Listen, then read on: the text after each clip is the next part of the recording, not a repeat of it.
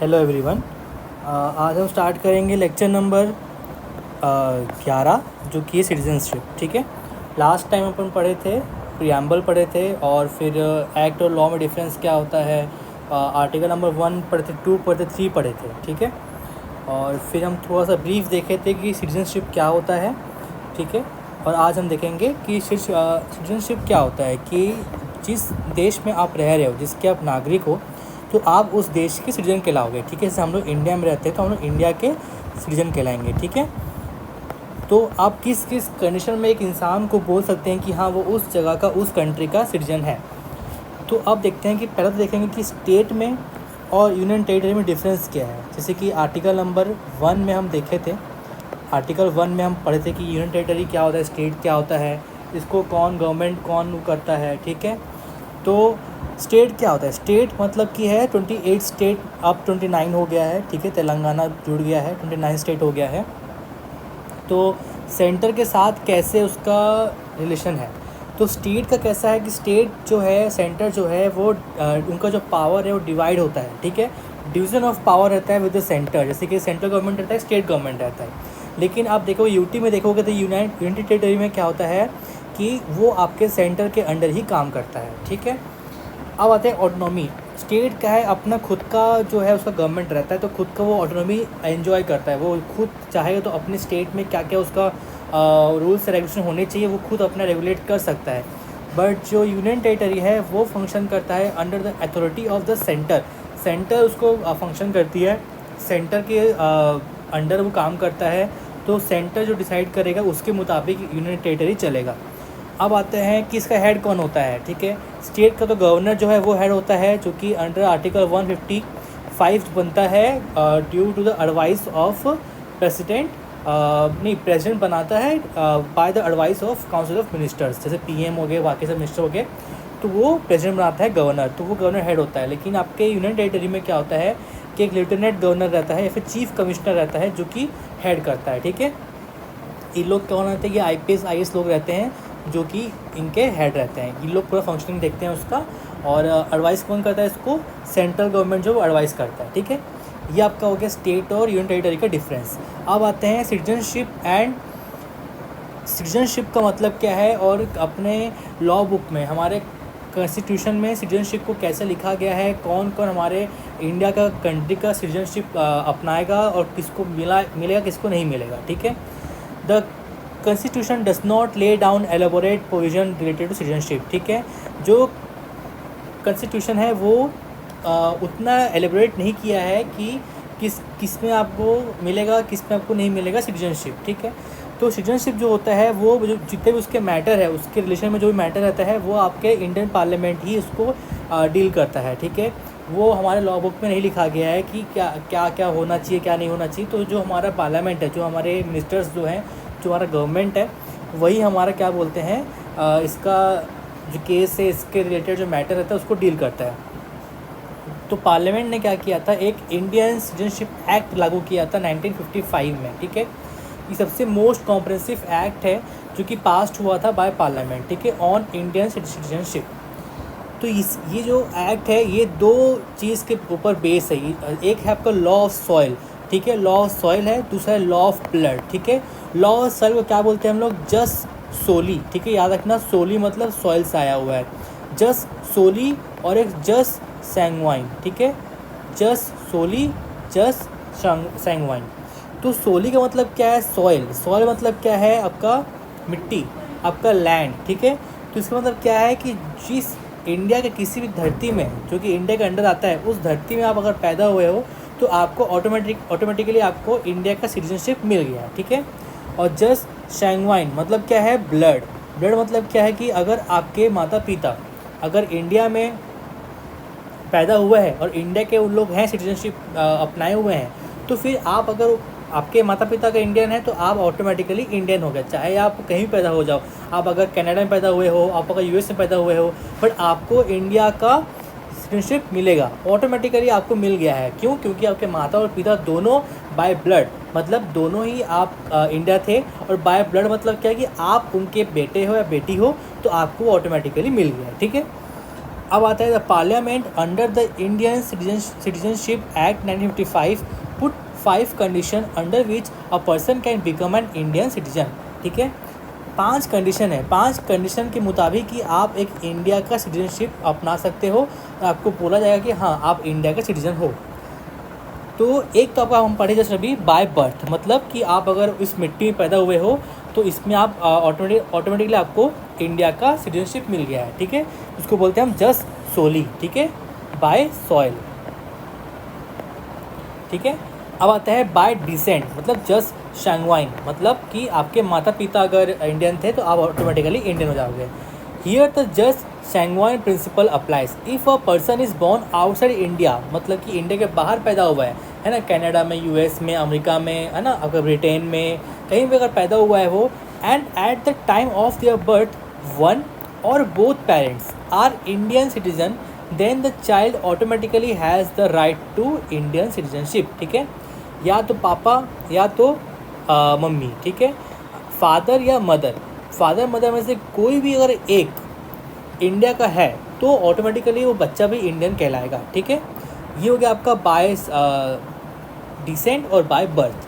अब आता है थर्ड, बाय रजिस्ट्रेशन। ठीक है, इसका मतलब क्या है, when the parents of a child born in India are not Indian citizenship, मतलब क्या बोल रहा है ये कि अगर आप इंडिया में पैदा हो गए हो, ठीक है, लेकिन आपके माता पिता इंडियन नहीं है, फॉरेनर है, तो जो बच्चा हुआ है the minor can acquire Indian citizenship through registration. ठीक है, तो अगर आपके माता पिता फॉरेनर थे लेकिन वो क्या हुए हैं कि कुछ काम के लिए आए होंगे या फिर इंडिया में कुछ काम करते होंगे और इंडिया में आपका बर्थ हो गया, तो आप इंडियन का ले सकते हो सिटीजनशिप थ्रू रजिस्ट्रेशन।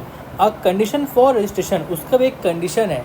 कंडीशन क्या है कि आपको 7 साल स्टे करना पड़ेगा इंडिया में बिफोर अप्लाइंग। ठीक है, अप्लाई करने के पहले आपको प्रूफ दिखाना पड़ेगा कि मैं 7 साल रहा हूँ करके। ठीक है, लेकिन ये जो है ना रजिस्ट्रेशन वाला can not be claimed as a matter of rights. ठीक है, ये कोई राइट्स नहीं है।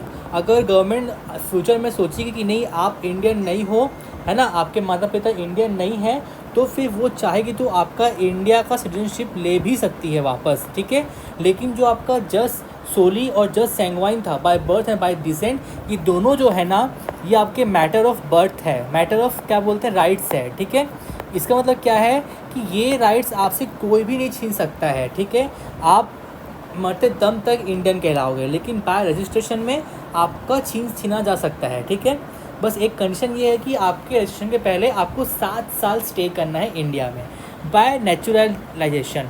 ठीक है, ये क्या है, this is different from registration, it applies to a person who has legally reside in India for a period of 12 years. ठीक है, रजिस्ट्रेशन में क्या है कि आपके माता पिता फॉरेनर हैं और आपको पैदा किया है इंडिया में तो 7 साल का है, लेकिन बाय नेचुरलाइजेशन मतलब क्या है कि इसमें क्या है कि आप भी फॉरेनर हो लेकिन आप इंडिया में 12 साल से रह रहे हो, तो फिर आप जहाँ के हो, जिस कंट्री के आप सिटीजन हो, उसको आपको रिनाउंस करना पड़ेगा, has renounce the citizenship of the previous country. ठीक है, और उसके बाद आप क्लेम कर सकते हो कि आपको इंडिया का सिटीजनशिप चाहिए।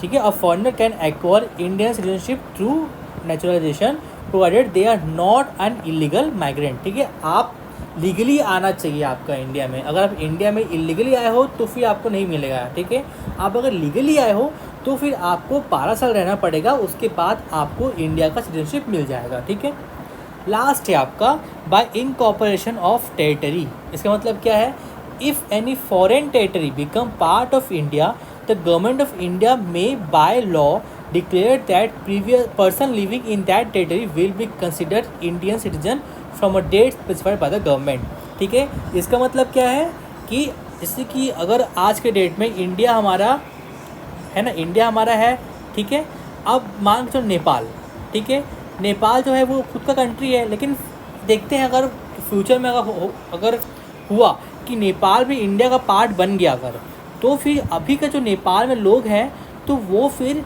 ऑटोमेटिकली इंडिया का पार्ट बन गया नेपाल, तो नेपाल के सारे लोग इंडियन का सिटीजनशिप को क्लेम करेंगे, ठीक है, और उनको मिल जाएगा वो। क्यों? क्योंकि उनका जो एरिया है वो इंडिया का पार्ट हो गया है बाय इनकॉर्पोरेशन ऑफ टेरिटरी। तो 5 कंडीशन है जिसमें आपको इंडिया का सिटीजनशिप मिल सकता है।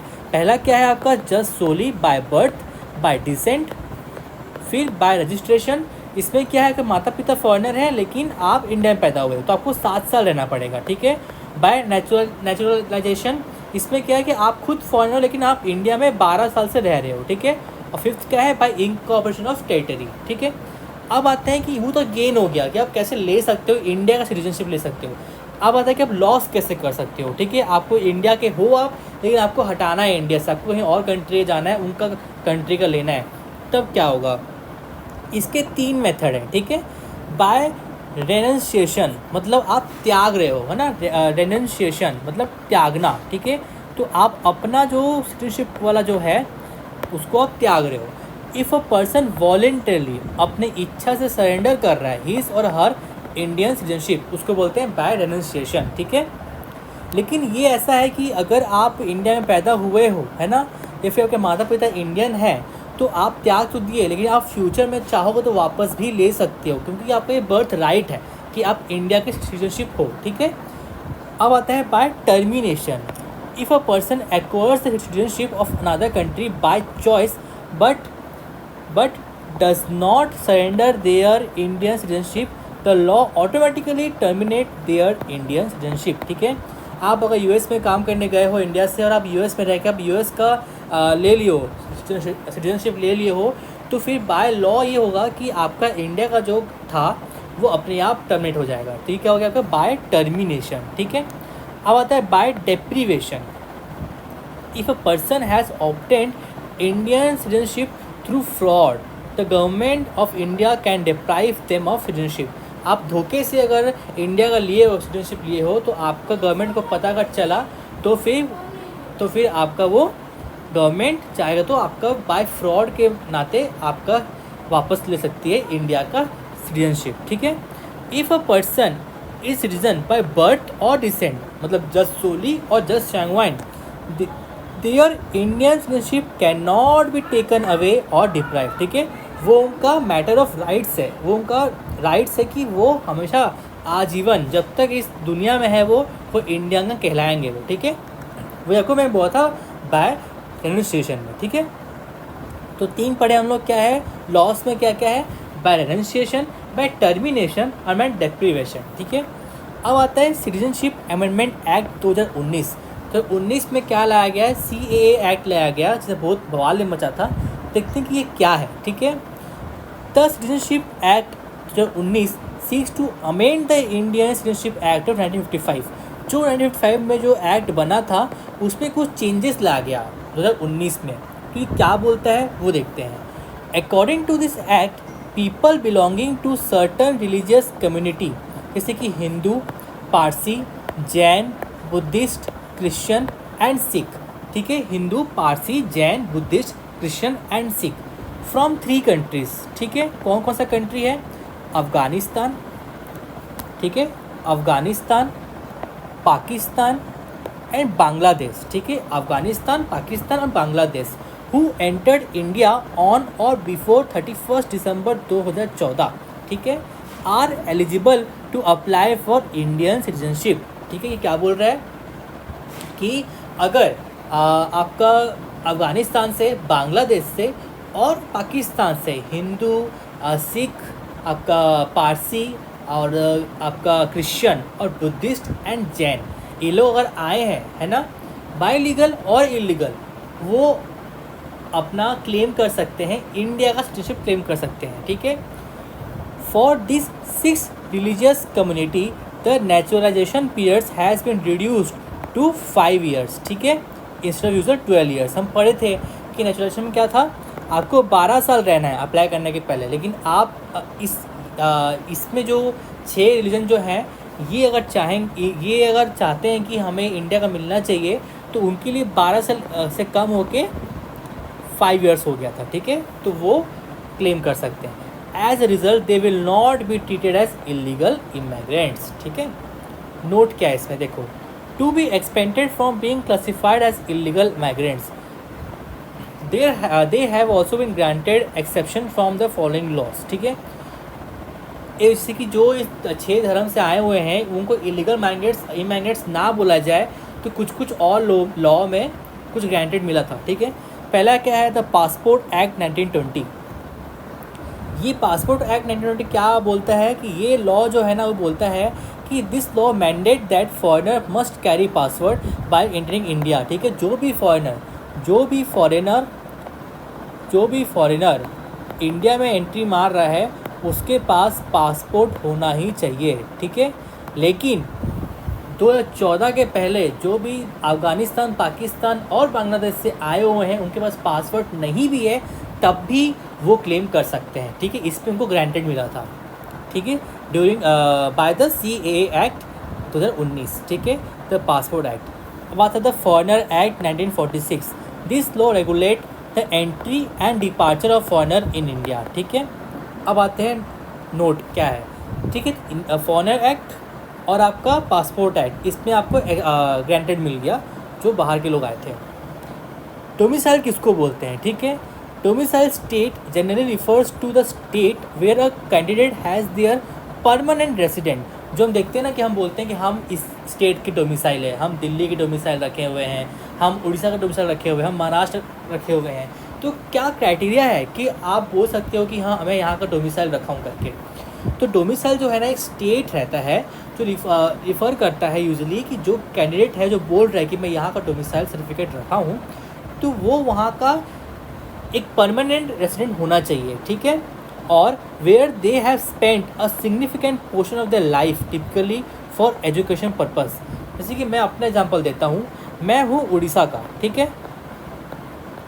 मैं उड़ीसा का रहने वाला हूँ और मैं उड़ीसा में पैदा हुआ हूँ, ठीक है। और मेरा पूरा ख़ानदान, घर वर सब उड़ीसा में है। तो देखा तो मेरे को डोमिसाइल कहाँ मिलना चाहिए, उड़ीसा का मिलना चाहिए, ठीक है। लेकिन बात ये है कि मेरी जो पढ़ाई है, जो मेरा पूरा एजुकेशन है, नर्सरी से लेके पूरा मेरा 12th तक का एजुकेशन मैंने बिताया है छत्तीसगढ़ में, ठीक है, छत्तीसगढ़ में। तो यहाँ पे क्या है कि मैं क्लेम कर सकता हूँ कि मैं छत्तीसगढ़ का भी डोमिसाइल हूँ। क्यों? क्योंकि मैं अपना पूरा 12 साल, मैंने अपना पूरा एजुकेशन जो है वो मैंने छत्तीसगढ़ में बिताया है। तो इसलिए मैं उड़ीसा का भी क्लेम कर सकता हूँ, मैं छत्तीसगढ़ का भी क्लेम कर सकता हूँ, ठीक है। उड़ीसा किस बेस पे करूँगा मैं कि मैं वहाँ पैदा हुआ हूँ, मैं वहाँ का परमानेंट रेजिडेंट रखा हुआ हूँ। और मैं छत्तीसगढ़ में क्यों क्लेम कर सकता हूँ? छत्तीसगढ़ में मैंने अपना पूरा पढ़ाई नर्सरी से लेकर क्लास 12 तक का पढ़ाई मैंने छत्तीसगढ़ से किया हुआ है। यही डोमिसाइल का बोल रही है, ठीक है। इसके साथ हमारा चैप्टर नंबर 11 ख़त्म होता है। अब हम आगे पढ़ेंगे, कुछ छोटा सा पार्ट बच गया है सिटीजनशिप का, फिर हम फंडामेंटल राइट्स में आ जाएंगे, ठीक है, जो कि मेन पोर्शन है पॉलिटी का। चलो, थैंक यू।